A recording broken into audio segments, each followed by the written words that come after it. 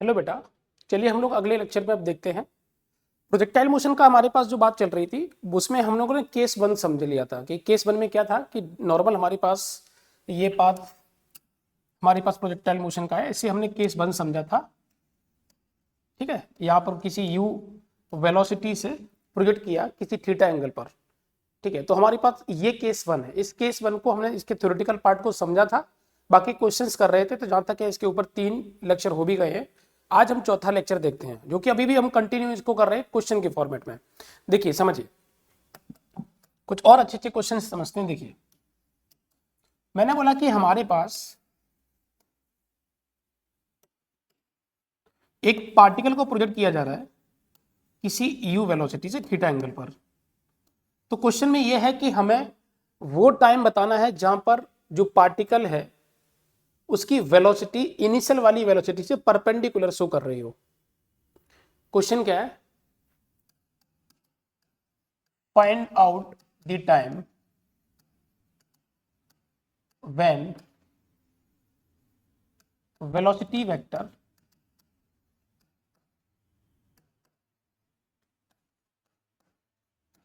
Perpendicular to the initial velocity vector. हमें वो time calculate करना है जब हमारा जो वेलोसिटी वेक्टर है वो इनिशियल वाली वेलोसिटी से परपेंडिकुलर बन रहा हो। तो जरा ध्यान से सुनिए मैं क्या बोल रहा हूं, समझो। मान लो कि पार्टिकल जब यहां पहुंचा है तो पार्टिकल की वेलोसिटी इस डायरेक्शन में होगी। अब ये वेलोसिटी का डायरेक्शन आप आगे दिखाइए और इसको पीछे करिए, तो आपको पता चलेगा कि ये आपस में परपेंडिकुलर शो कर रही है। मैंने ऐसा पॉइंट मान लिया जहां पर इसका डायरेक्शन और इसका डायरेक्शन आपस में परपेंडिकुलर शो कर रहा होगा। तो यही टाइम कैलकुलेट करना है कि कब ऐसा होगा। क्लियर है? समझिए, हमारे पास देखा जाए जब जब दो वेक्टर अगर हमारे पास परपेंडिकुलर शो करते हो तो उनका डॉट प्रोडक्ट हम जानते हैं अच्छे से, उसे हम क्या कंसिडर करते हैं? जीरो। आप उससे अगर रिजल्ट निकालेंगे तो हमारे पास आंसर आ जाएगा, कोई दिक्कत नहीं है। तो आप पहले ये करिए कि हमारे पास इनिशियल वेलोसिटी वेक्टर को लिखोगे क्या, तो लिखोगे आप u cos theta I cap plus का u sin थीटा जे कैप। क्लियर है? क्योंकि हम जानते हैं स्टार्टिंग की वेलोसिटी जो होगी वो आपके पास इधर की होगी u cos थीटा और यहाँ की होगी आपके पास u y is equal to u sin theta. ax आप जानते हो इसका 0 होता है और ay इसका आप जानते हो माइनस का g होता है।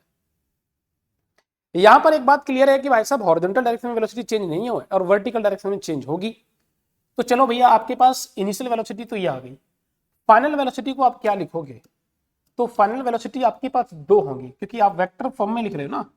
तो वेक्टर फॉर्म में लिखोगे तो आपके पास हो जाएगा एक vx वेक्टर आई कैप प्लस का vy वेक्टर जे कैप। आपको पहले vx फाइंड करना चाहिए। तो vx क्या होगा? तो आप लिखोगे ux और साथ में ax इंटू का t। ux तो आपका u cos थीटा ही होगा और ये टर्म 0 है। तो आप जानते हो कि इसका vx जो होगा वो सिर्फ i में होगा,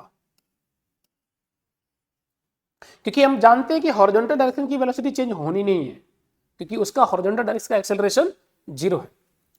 आप आगे देखिए, इसे क्या लिखोगे? vy इज इक्वल टू लिखेंगे यहां से uy वेक्टर प्लस का ay वेक्टर और इंटू का t। स्टार्टिंग की velocity u sin theta minus का g इंटू का t, ये हो जाएगा vy। अगर वेक्टर फॉर्म में लिखोगे तो इसे क्या लिख दोगे? j। लिखिए यहां पर वेलोसिटी वेक्टर क्या बन गया? आपके पास बन गया u cos थीटा आई कैफ प्लस का u sin थीटा माइनस का जी टी और इंटू का j। आपको इन दोनों का करना है डॉट प्रोडक्ट। आप करिए यहां से v vector dot u vector should be equal to 0, क्योंकि परपेंडिकुलर का मतलब यही है। जैसे मैंने आपको यहां से जो बात करी है, ये वेलोसिटी और ये वेलोसिटी आपस में कैसी है? परपेंडिकुलर। तो परपेंडिकुलर के लिए आप जानते हो डॉट प्रोडक्ट उनका क्या होता है? 0। क्योंकि डॉट प्रोडक्ट होता क्या है? मान लो फॉर एग्जांपल एक वेक्टर है a और एक वेक्टर है b, तो डॉट प्रोडक्ट लिखते हैं हम vector a dot b is equal to mod of a mod of b cos theta. तो ऑब्वियस सी बात है, इन दोनों के बीच में 90 डिग्री बन रहा है, तो cos 90 की वैल्यू 0 हो गई, इसलिए दोनों का डॉट प्रोडक्ट 0 होगा। ये इसका रीजन है ना। मैं सारी बातें उनके लिए बताता हूं जो बच्चे कभी भी लाइफ में इनके बारे में बहुत ज्यादा नहीं जानते हैं, वो पहली बार प्रोजेक्टाइल मोशन पढ़ना चाह रहे हैं या पढ़ रहे हैं, तो मैं उनके लिए भी ये सारी बातें बता रहा हूं। हर एक बच्चे के लिए यहाँ पर बातें मैं बोल रहा हूं, चाहे बच्चा पहली बार प्रोजेक्टाइल मोशन को सीख रहा हो या पहले से बहुत पढ़ रहा हो, उनके लिए भी बहुत अच्छे अच्छे क्वेश्चंस मैं करा रहा हूं और अच्छी अच्छी बातें मैं बोल रहा हूं। ध्यान रखना कि आपको हर एक बात मेरी सुननी है कि मैं हर एक क्वेश्चन में, हर एक कॉन्सेप्ट में क्या सिखा रहा हूं, तो हर एक किसी बच्चे को सीखने को कुछ ना कुछ जरूर मिलेगा। ध्यान से देखिए, हमने यहां से दोनों को डॉट कर दिया, तो यहां से भैया क्या हो गया, u cos theta I cap plus u sin theta minus का GT J, इसका डॉट करना है हमें u cos theta I cap plus का u sin थीटा J, और ये होना चाहिए 0 के बराबर। और देखिए i का i के साथ करिए तो कितना हो जाएगा, u square cos square theta, इसका इसके साथ करिए j के साथ तो क्या बनेगा, प्लस का u साइन स्क्वायर थीटा, मैंने इसका पहले इसके साथ किया, और माइनस का gt और u साइन थीटा, और शुड बी इक्वल टू 0। आप जानते हो इसमें u स्क्वायर कॉमन आ जाएगा, बाकी इधर क्या लिखोगे आप, तो माइनस का gt u sine theta is equal to 0। एक u से एक u कट गया, हमारे पास u इज इक्वल टू आ गया gt साइन थीटा। आपको निकालना था टाइम, आप यहां से टाइम कैलकुलेट कर सकते हो, t इज इक्वल टू यहां से कितना आ जाएगा, u upon g sine theta, ये आंसर।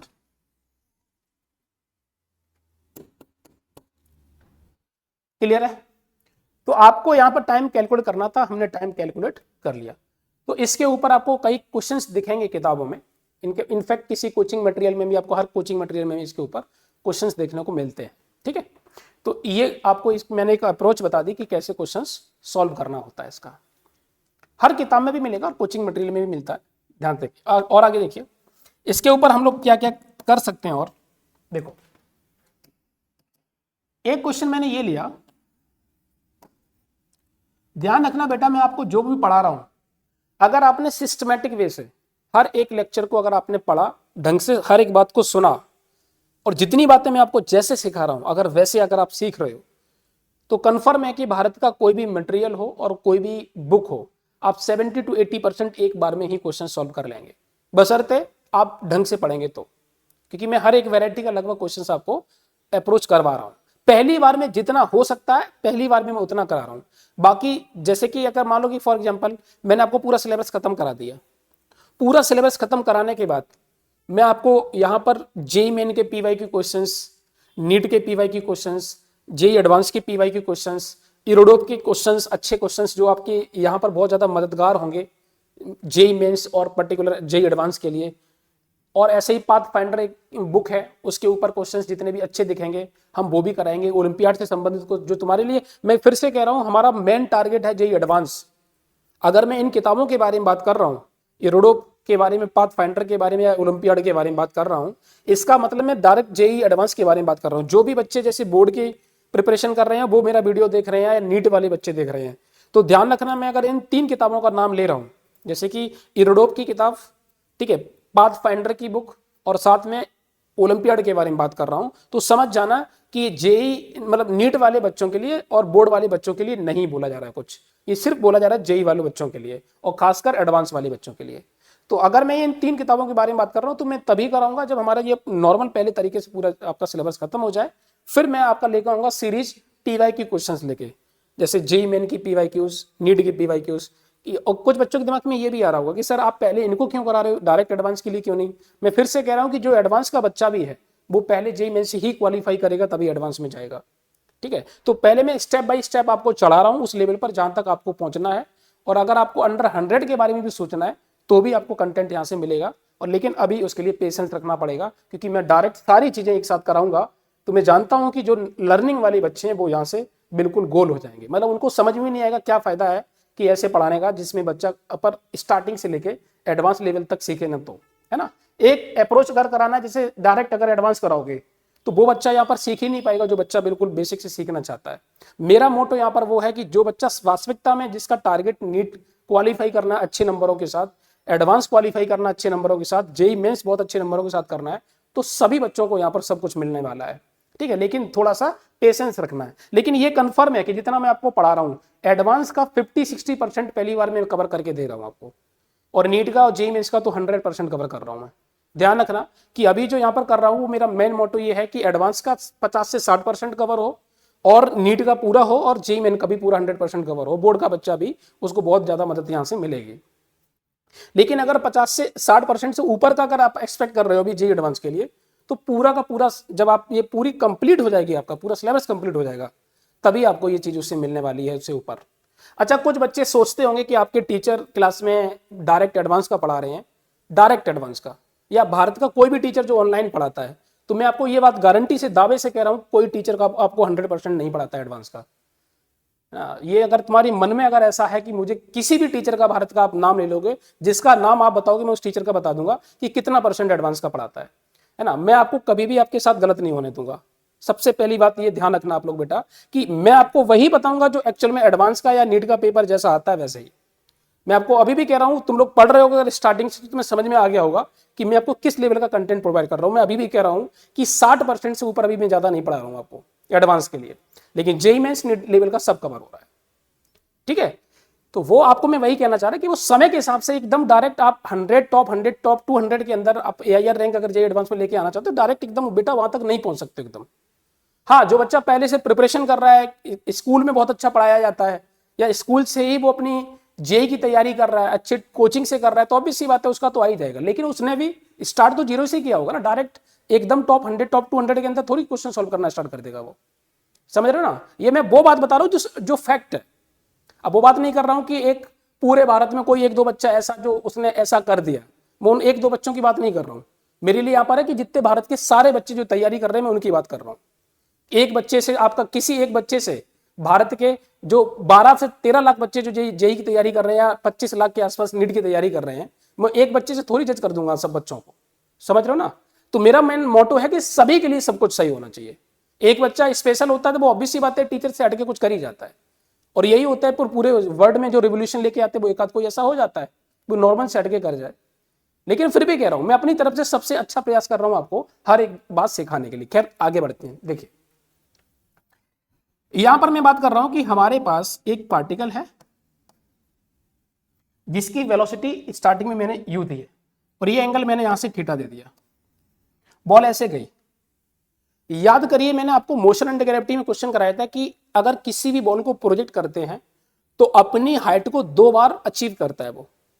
क्या मैंने बोला समझो, मोशन अंडर ग्रेविटी में ये बात बोली थी मैंने, और यहां से भी हम ये क्वेश्चन के जरिए से चीज को समझाना चाहते हैं कि बॉल को जैसे अगर मान लो कि बॉल जब यहां पहुंची तो यहां पर मान लो सपोज ये एच है, तो एक बार एच जाने पर, एक बार वापस लौटने आने पर, तो 2 बार एच अचीव किया। वैसे ही सेम यहां से मैं अगर बात करूं कि पार्टिकल जब यहां पहुंचा है तो एच है, और वापस जब यहां से यहां पहुंचा तो भी ग्राउंड से कितना है, एच है। पार्टिकल यहां से पहुंचेगा तो मैंने बोला कि जो प्रोजेक्ट किया जा रहा है वो t इज इक्वल टू 0 पे किया जा रहा है, और ये जो टाइम है t इज इक्वल टू मान लो कोई t1 है, तो t1 पर पहली बार वो h अचीव किया, फिर कुछ समय और चला तो मैंने मान लिया कि उस टाइम को t2, और यहां पर जब पहुंचा तो फिर से उसके पास h मिला और टाइम इसका कुछ दूसरा। मुझे ये बताना है कि अगर मैं इन दोनों टाइम को अगर ऐड कर दूं तो ये एक चीज कुछ बच्चे शायद जानते भी होंगे इसमें, कि अगर इन दोनों को टाइम अगर जोड़ दूं तो टोटल टाइम ऑफ फ्लाइट के बराबर आता है। चलिए प्रूफ कर लेते हैं। अगर ये चीज जैसे बच्चे जो भी हैं, ज्यादातर बच्चे नहीं बैठे होंगे इसमें, जो पहली बार सीख रहे होंगे ऐसी चीजें। देखिए मैं बोलूं कि अगर इस टाइम t1 और प्लस t2 को अगर जोड़ा जाए तो क्या आएगा, ये हमारा क्वेश्चन है। चलिए भैया इसे देख लेते हैं, समझिए।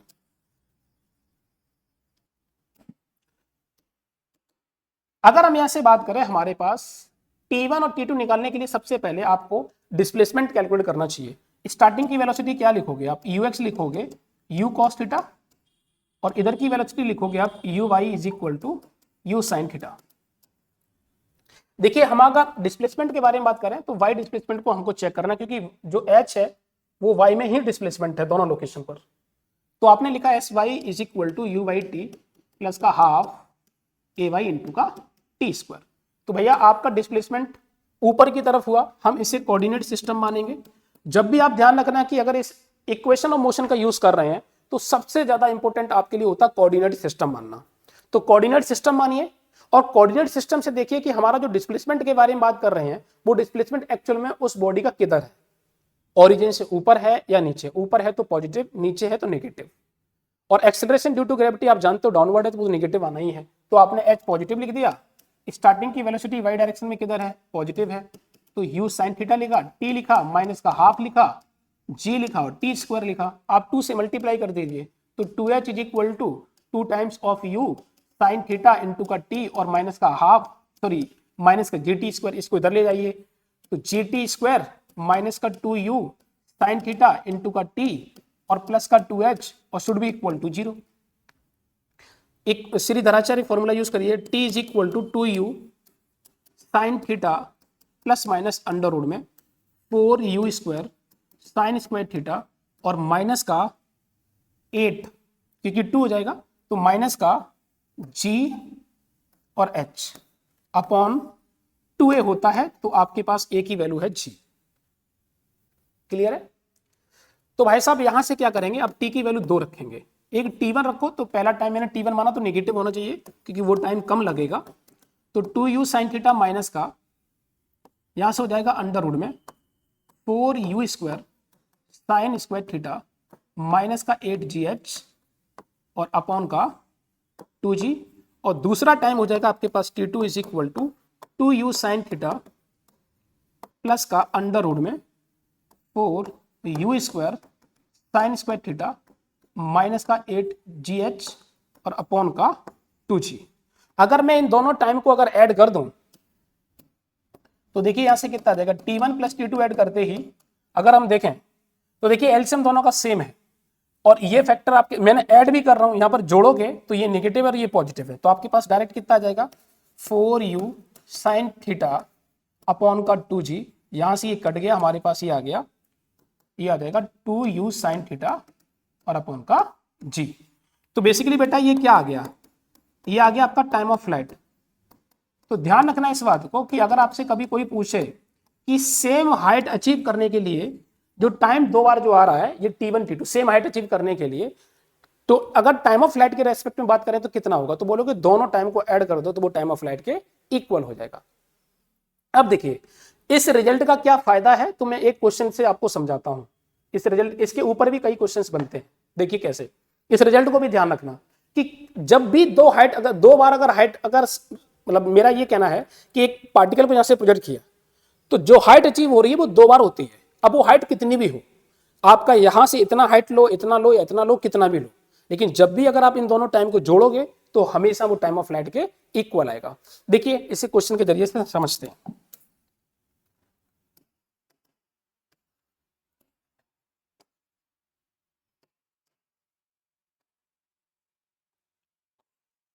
ये u है, ये थीटा है, मैंने आपको ना तो u की वैल्यू दी है ना थीटा की वैल्यू दी है। मैंने बोला कि यहां पर ये h अचीव कर रहा है और यहां पर भी h अचीव कर रहा है। तुम जानते हो कि इस टाइम में कम टाइम लगेगा और यहां पर टाइम ज्यादा लगेगा, तो मैंने बोला कि 1 सेकंड में h अचीव यहां हो रहा है और फिर 3 सेकंड में दोबारा से वो h पर पहुंच रहा है, जैसे अभी किया है। तो पूछा जाता है कि बताओ यहां से h कितना होगा। भैया अभी आपने रिजल्ट निकाला, रिजल्ट क्या निकाला, उसके जरिए से आप इस क्वेश्चन को सॉल्व कर लेंगे। t1 plus t2 is equal to t और is equal to 2u sine theta upon g। इसकी वैल्यू कितनी है, तो 1 प्लस 3 और इज इक्वल टू लिख सकते हैं 2u साइन थीटा अपॉन का g। ये आ गया 4, g की वैल्यू रख दो, यहां से आ जाएगा 10, यहां से हो जाएगा 2u साइन थीटा और अपॉन का g, इसे काट दीजिए, ये हो जाएगा 5। तो u साइन थीटा की वैल्यू कितनी आ गई, आपके पास आ गई 20, ये है। अब इसकी मदद हम लोग लेते हैं। आप बताइए आपके पास h क्या होता है, तो अगर मैं फॉर्मूला पूछूं तो यहां से कितना लगाएंगे, वो h भी कैलकुलेट कर सकते हो और साथ साथ में मैं एक और फॉर्मूला पूछ रहा हूं कि इसकी मैक्सिमम हाइट भी कितनी होगी। ये तो मैक्सिमम हाइट निकालने के लिए पहले कर लेते हैं। मैक्सिमम हाइट कितनी आ जाएगी, तो आ जाएगी आपके पास u square sine square theta upon 2g। तो बताओ यहां से कितना हो जाएगा, आप बोलोगे 20 का स्क्वायर अपॉन का 2 इंटू का 10, यहां से कितना आ जाएगा, h की वैल्यू आ जाएगी आपके पास 20 मीटर, क्योंकि ये तो हो जाएगा आपके पास कितना हो जाएगा 400, और यहां से आपके पास 20 से कट जाएगा तो सिर्फ 20 बचेगा आंसर। एक पूछा जा रहा है कि बताओ कि इसमें h कितना होगा, तो h तो बेटा दोनों का सेम ही है। आप अगर h निकालना चाहते तो अभी इक्वेशन बताई थी मैंने, S by is equal to U by T का plus half A by T square. अगर h स्मॉल h भी फाइंड करना है या कैपिटल H भी फाइंड करना तो हम दोनों ही कैलकुलेट कर सकते हैं। तो h इज इक्वल टू, ये बताइए यहां से कितना बन जाएगा, तो आप t की वैल्यू रखिए, आप यहां से t की वैल्यू रखिए, तो यहां से आपके पास बन जाएगा u साइन थीटा इंटू का t की वैल्यू हो गई 1, और माइनस का दूसरा कितना हो जाएगा आपके पास, यहां से हो जाएगा आपके पास हाफ जी इंटू का 1 का स्क्वायर। तो यहां से आपके पास हो जाएगा, यहां से h is equal to U sine theta और माइनस का हो जाएगा ये 5। इसे लिख लीजिए आप इक्वेशन फर्स्ट। दूसरी इक्वेशन लिखिए, दूसरी इक्वेशन कितनी आ जाएगी, दूसरी इक्वेशन आ जाएगी S Y is equal to U by T plus का हाफ ए वाई और टी स्क्वायर। यहां से कितना आ जाएगा, यहां से ये वैल्यू आपके पास h है, but you sine theta starting का यू साइन थीटा ही है, ये आ जाएगा आपके पास 3, इधर आ जाएगा आपके पास माइनस का हाफ इंटू 10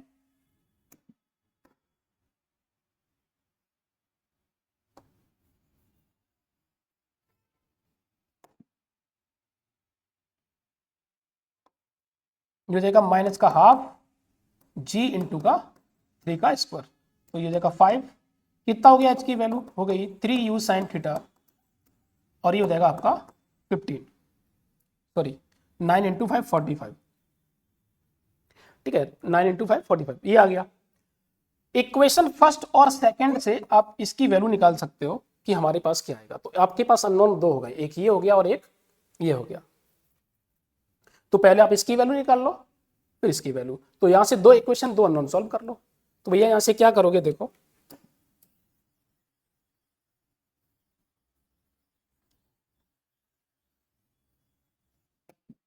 हमारे पास यहां से बन गया, इसकी वैल्यू पहले यहां से रखो, h प्लस का 5 is equal to U sine theta. नीचे कितना दिया है, h इज इक्वल टू 3 और 3h प्लस का 5 माइनस का 45।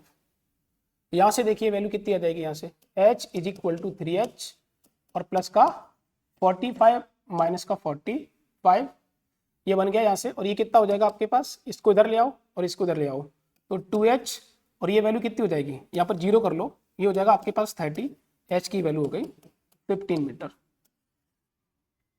तो ध्यान रखना इस तरह के क्वेश्चंस भी इसमें पूछे जाते हैं और इसमें कोई बहुत बड़ी बात नहीं है।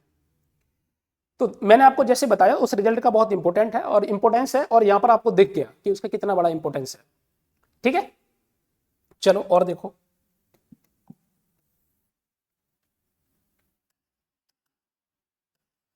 एक बेसिक क्वेश्चन और बता रहा हूं जो थ्योरी के पार्ट में ही इसे आप कंसिडर कर सकते हो।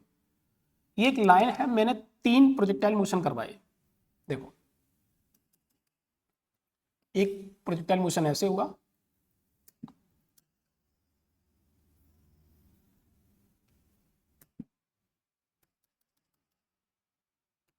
ऐसे हुआ, ऐसे गया, ऐसे हुआ, ऐसे गया, और ऐसे हुआ, ऐसे गया।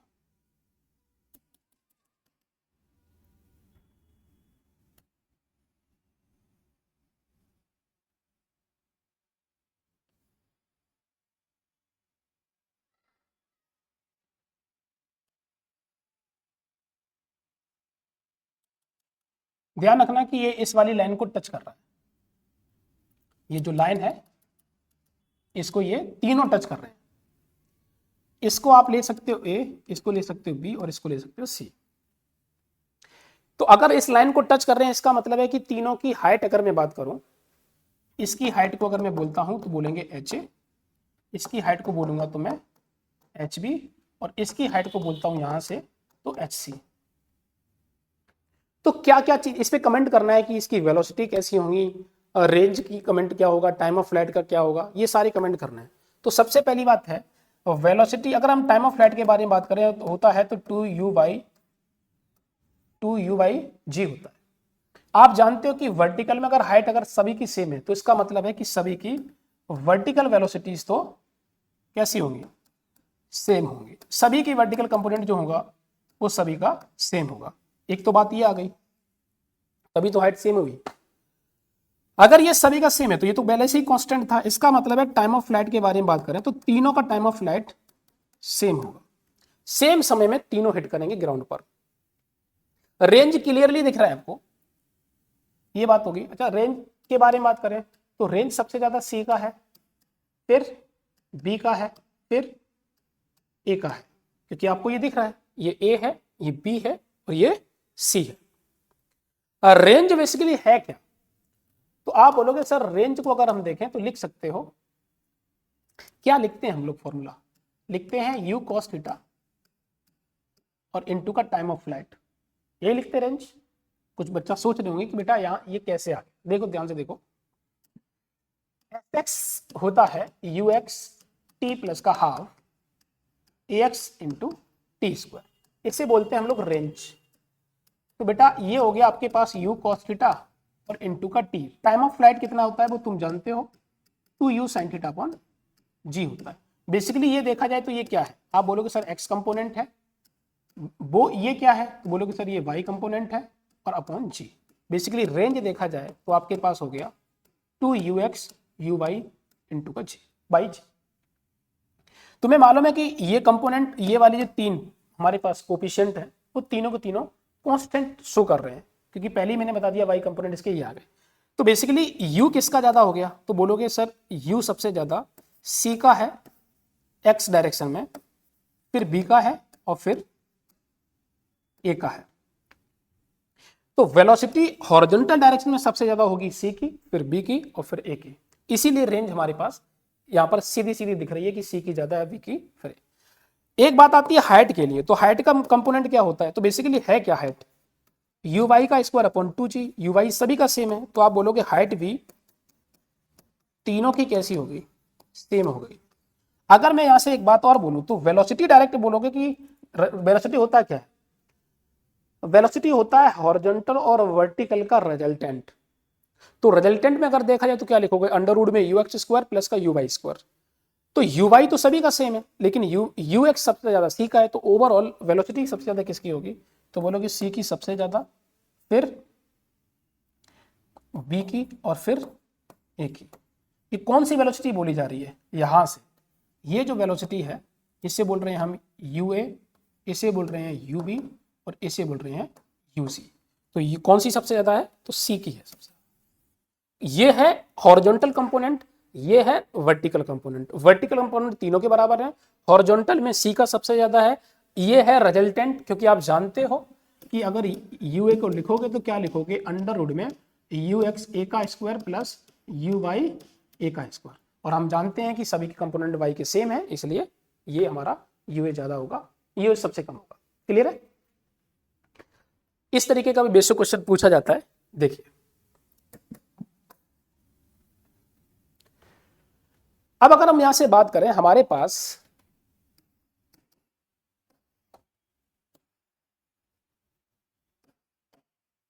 एक बढ़िया क्वेश्चन लेता हूं। देखो हमने दो प्रोजेक्टाइल मोशन कराए,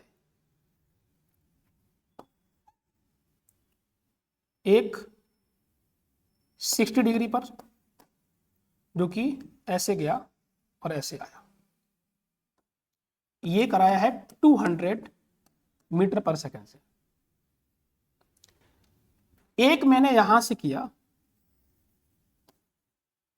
30 मीटर पर सेकंड, सॉरी 30 डिग्री पर किया है और 200 मीटर पर सेकंड से।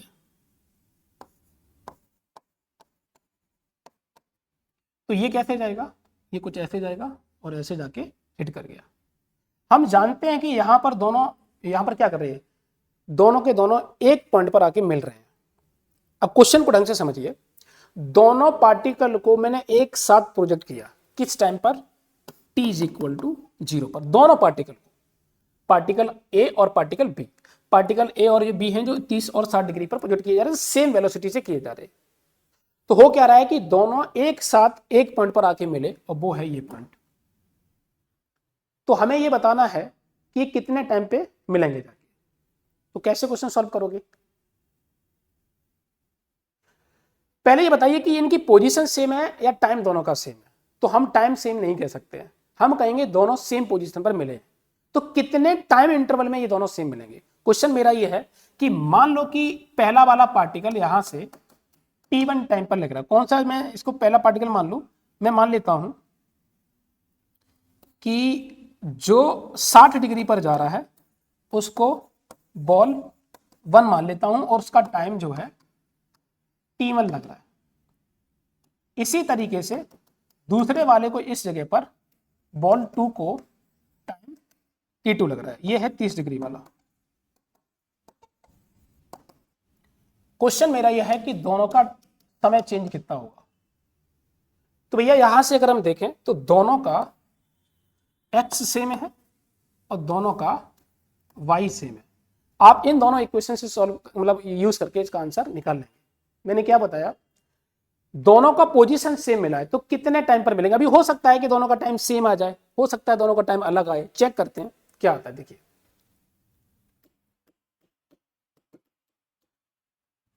पहले मैंने लिखा ux is equal to S X is equal to UX plus का हाफ ए एक्स इंटू का टी स्क्वायर, और ये मैं बात कर रहा हूं वन के लिए। तो चलो भैया वन के लिए देख लेते हैं। पहले हम जानते हैं हॉरिजॉन्टल डायरेक्शन में कभी भी एक्सेलरेशन नहीं हो सकता प्रोजेक्टाइल मोशन में, इस वाले केस में। तो क्या लिखोगे आप, पहले वाले का कंपोनेंट क्या आएगा 200 और लिखोगे cos 60 डिग्री और इनटू टाइम इसका मान ले रहा हूं मैंने, यहां साइड टी नहीं लिखा है तो t1 भी लिखो और इसे भी t1 लिखो, तो ये हो जाएगा t1। अब ये हो जाएगा आपका पहले वाले पार्टिकल का जो यहां से हम लोग डिस्प्लेसमेंट ले रहे हैं x डायरेक्शन में, तो पहले वाले का टाइम कितना t1, तो हमने ये मान लिया। आप जानते हो ये वैल्यू कितनी हो जाएगी, तो हो जाएगी 100 t1। ये हो जाएगा तुम्हारे पास sx1, इक्वेशन फर्स्ट। इसी तरीके से अगर मैं दूसरी वाली बॉल का भी अगर डिस्प्लेसमेंट अगर मैं हॉरिजॉन्टल डायरेक्शन में कंसीडर करता हूं तो देखो भैया क्या आएगा। अभी भी ये क्या है 0 है, यहां से कितना आ जाएगा, तो आप लिखोगे 200 और cos 30 इंटू का t2, ये कितना हो जाएगा इसे भी देख लेते हैं। ये हो जाएगा आपके पास 100 और √3 और इंटू का 2t। ये हो गई इक्वेशन सेकंड। क्लियर है। तो मैंने यहां पर क्या किया कि एक 30 पर और 60 पे लिया, तो मैंने इनके कंपोनेंट इसी तरीके से कर दिया। पहला वाला दोनों की वेलोसिटी सेम है 200 है, एक का 60 एंगल और एक का 30, तो आपके पास इस तरीके का रिजल्ट आ गया। अब दोनों को इक्वेट कर लेते हैं हम लोग। हम जानते हैं कि दोनों का हॉरिजॉन्टल डिस्प्लेसमेंट सेम है, तो आप यहां से क्या लिखेंगे, आप यहां से लिखेंगे 100 t1 is equal to 100 √3 t2। यहां से ये कट गया, आपके पास आ गया t1 इज इक्वल टू और √3 t2। ये आ गया आपका एक रिलेशन। ये रिलेशन काफी काम में आने वाला है आगे। और देखिए भैया इसको और आगे लेके चलते हैं। हम बात करेंगे अब डिस्प्लेसमेंट y डायरेक्शन में पहले वाले पार्टिकल का, तो uy इंटू t1 और हाफ ay1 इंटू का t1 का स्क्वायर। बताओ वर्टिकल डायरेक्शन में कंपोनेंट लिखोगे तो क्या आएगा, पहली वाली वॉल का बनेगा 200 sin 60 इंटू का t1 माइनस का हाफ, a की वैल्यू को मैं 10 ले रहा हूँ, g की वैल्यू 10 ले रहा हूँ, और साथ में t1 का स्क्वायर। ये कट गया, ये आ गया 5। ये कितना आ गया, ये आ जाएगा आपके पास 100 और √3, क्योंकि यहाँ पर आ जाएगा sin 60 की वैल्यू कितनी हो गई और √3/2, तो 2 से यहाँ से कट जाएगा तो 100 √3 आ जाएगा, और ये हो जाएगा आपके पास t1 माइनस का 5 t1 का स्क्वायर। ये आपके पास आ गया डिस्प्लेसमेंट पहली वाली बॉल का बाई डायरेक्शन में। इसको लिख लेते हैं फोर्थ इक्वेशन। चलो भैया और देखते हैं। दूसरी वाली बॉल का डिस्प्लेसमेंट क्या लिखोगे, तो आप लिखोगे u/2 t2 प्लस का हाफ a/2 इंटू का t2 का स्क्वायर। ये कितना बनेगा, तो आप बोलोगे सर ये होगा 200 sin 30 इंटू का t2 और माइनस का हाफ इंटू का 10 और इंटू का t2 का स्क्वायर। ये हो जाएगा 5। इसे आप क्या रखेंगे, यहां से हो जाएगा आपके पास ये 100 और ये हो जाएगा t2 और माइनस का 5 T2 का स्क्वायर। ये हो गया आपके पास S/2। ये हो गया इक्वेशन 5। एक काम और कर लेते हैं हम लोग कि इसमें इस T1 T2 को रिप्लेस कर देते हैं हम। इसको इक्वेशन 4 यहां ना लिख के हम इसको एक स्टेप और सॉल्व कर लेते हैं। हमारे पास ये रिलेशन आया था, equation 3 put in above equation. ऊपर वाली इक्वेशन में अगर मैं इसे पुट करता हूं तो क्या बन के आएगा, देखिए S/1 इज इक्वल टू 100√3 और T1 की वैल्यू कितनी है तो बोलोगे सर √3 T2 और ये लिखोगे आप माइनस का 5, यहां से आ जाएगा आपके पास और √3 T1 का स्क्वायर। क्लियर है? तो भैया यहां से कितना आ गया, √3 यहां से मल्टीप्लाई हो गया 300 T2 माइनस का ये हो जाएगा 3 और ये हो जाएगा T1 का स्क्वायर, तो हो जाएगा 15 T2 का स्क्वायर। ये हो गया हमारे पास S/1। इसे लिख सकते हो इक्वेशन 4। अब दोनों इक्वेशन से आप लेके आइए from equation 4th and 5th। तो भैया दोनों को इक्वल कर दो, कितना हो जाएगा देखो 300 T2 माइनस का 15 T2 का square is equal to 100 T2 और माइनस का 5 T2 का स्क्वायर। इसको इधर ले आओ, इसको उधर लेके जाओ, तो हो जाएगा आपके पास 200 T2 इज इक्वल टू, हमारे पास ये कितना आ गया, हमारे पास ये आ गया, ये पॉजिटिव हो जाएगा तो हो जाएगा 10 T2 का स्क्वायर। एक T2 से एक T2 कट गया, हमारे पास T2 की वैल्यू आ गई, वो आ गई हमारे पास 0 से 0 कटा 20 सेकेंड। तो T1 कितना आ जाएगा, T1 आ जाएगा √3 इंटू का T2 और ये हो जाएगा आपके पास 20। कितना बन गया, T1 बन गया हमारे पास 20√3 सेकेंड। दोनों का टाइम अलग अलग है, इसका मतलब यह है कि जिस टाइम पर दोनों सेम पोजीशन पर मिल रहे हैं वहां का टाइम डिफरेंस आ रहा है, टाइम डिफरेंस आ रहा है, दोनों सेम टाइम पर नहीं मिल रहे। तो भैया कितना आ गया ये, आप बोल दो कि सर डेल्टा टी अगर हमें कैलकुलेट करना है तो आप कर दीजिए T1 माइनस का T2 और कितना आ जाएगा, तो आप बोलोगे सर 20√3 माइनस का 20 और ये बन जाएगा 20 कॉमन ले लो और √3 माइनस का 1। इतना दोनों में टाइम डिफरेंस आ रहा है। क्लियर है? तो इस तरीके के भी क्वेश्चंस इसमें पूछे जा सकते हैं। उम्मीद करता हूं कि आपको ये बात समझ आई होगी। चलिए एक और क्वेश्चन देखते हैं, ध्यान से देखो।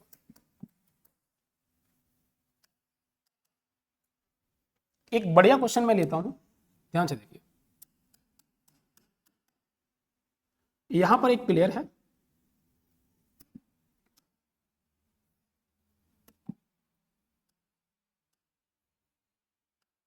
एक प्लेयर ने बॉल फेंकी,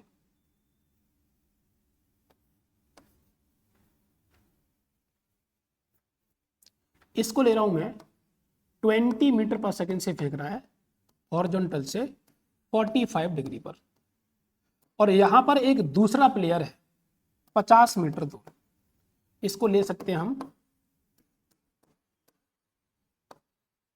प्लेयर 1।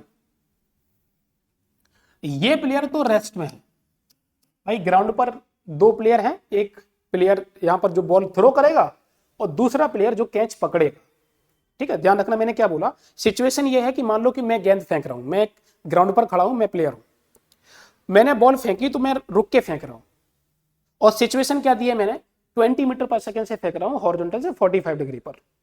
अब दूसरा सामने 50 मीटर दूरी पर एक प्लेयर और खड़ा है,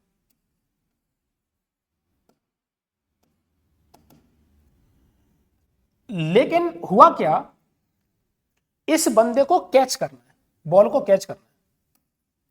ये प्लेयर 2